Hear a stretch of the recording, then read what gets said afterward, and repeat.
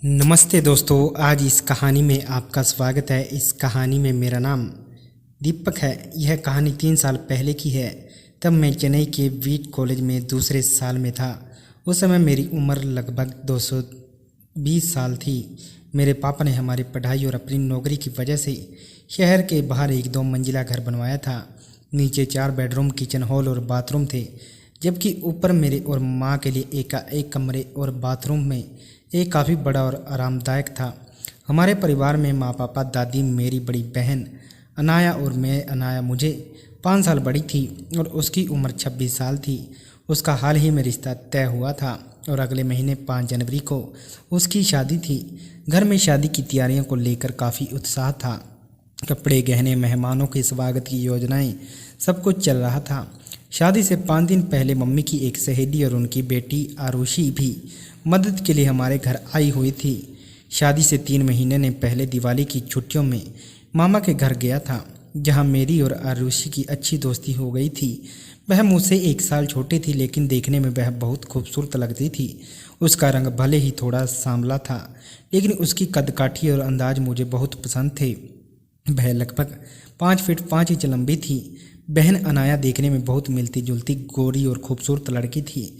उसकी लंबाई लगभग 5 फीट 7 इंच थी। उसकी खूबसूरती और हंसमुख स्वभाव की वजह से हर कोई उसे देखता रह जाता था। अनाया और आरुषि अक्सर आपस में बड़ी हंसी मजाक किया करती थी और कभी कभी गुपचुप बातें भी करती थी। जब से मैं उनके पास जाता तो वे बातों का विषय बदल देती थी। आरुषि के आने से बेहद खुश था और उससे अकेले में मिलने का मौका ढूंढ रहा था। पहले एक दिन में ऐसे ही बीत गया। दूसरे दिन सुबह मैं अपने कमरे में गया था। तब नहा धोकर बाथरूम से बाहर निकला और आईने के सामने खड़ा होकर बाल बना रहा था। तभी मैंने आईने में देखा कि आरुषि कमरे के अंदर आ गई है। तब मैं मन ही मन बहुत खुश हो गया था। फिर वह करीब आकर बोली, देव, नहा लिया? मैंने जवाब दिया, हाँ आरुषि, अभी अभी नहाकर आया हूँ। तुम तो अच्छी तरह तैयार होकर आई हो।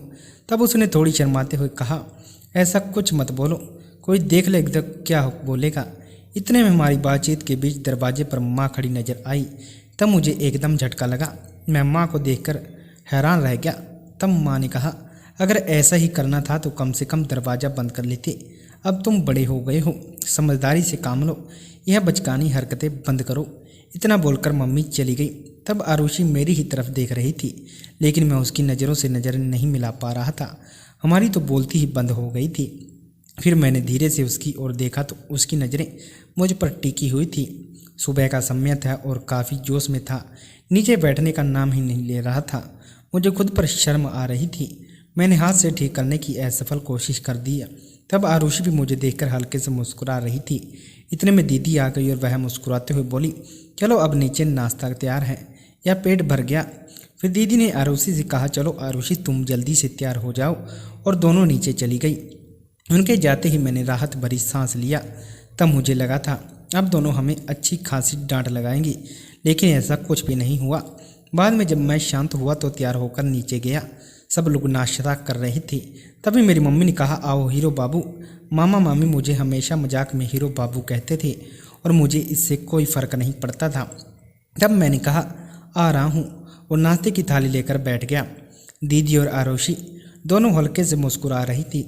इसी तरह बातें करते करते हमारा नाश्ता और चाय खत्म हो गई।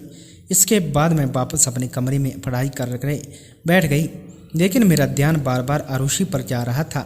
उसके ख्याल मेरे दिमाग में घूम रहे थे। मैं समझ नहीं पा रहा था कि मैं क्या करूं। फिर मुझे एक तरकीब सूझी। मैंने उसे मैसेज किया, जैसे ही मौका मिले ऊपर आ जाना। फिर उसके रिप्लाई का इंतज़ार करने लगा।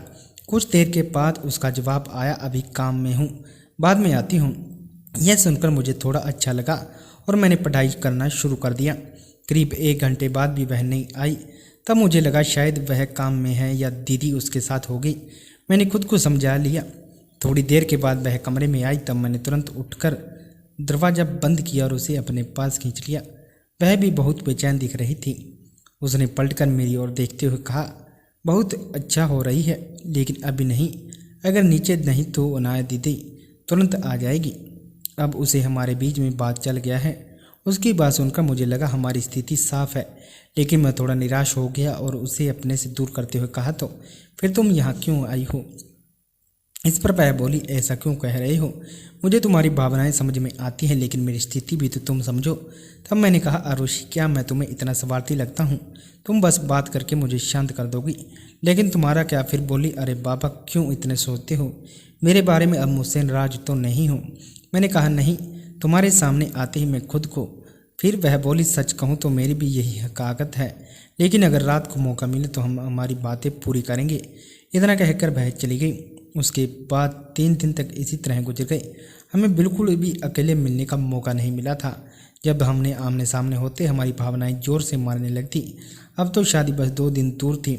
दोपहर के बाद से घर मेहमानों की भीड़ जुटने लगी थी। मुझे लगा अब तो वह मुश्किलें और बढ़कर जाएंगी। इतने में आरुषि कमरे में आई। तब मैंने उससे कहा, अब तो हमें कोई मौका नहीं मिलना नामुमकिन सा लग रहा है। अब क्या किया जाए? आरुषि मुस्कुराते हुए बोली, तुम बिल्कुल चिंता मत करो, उल्टा इन मेहमानों की भीड़ में ही हम कुछ कर पाएंगे। रात में जब सो जाएंगे तो मैं कुछ ना कुछ इंतजाम कर लूँगी, किसी को कुछ पता नहीं चलेगा। अब तो मुझ में भी यह दूरी सह नहीं हो रही।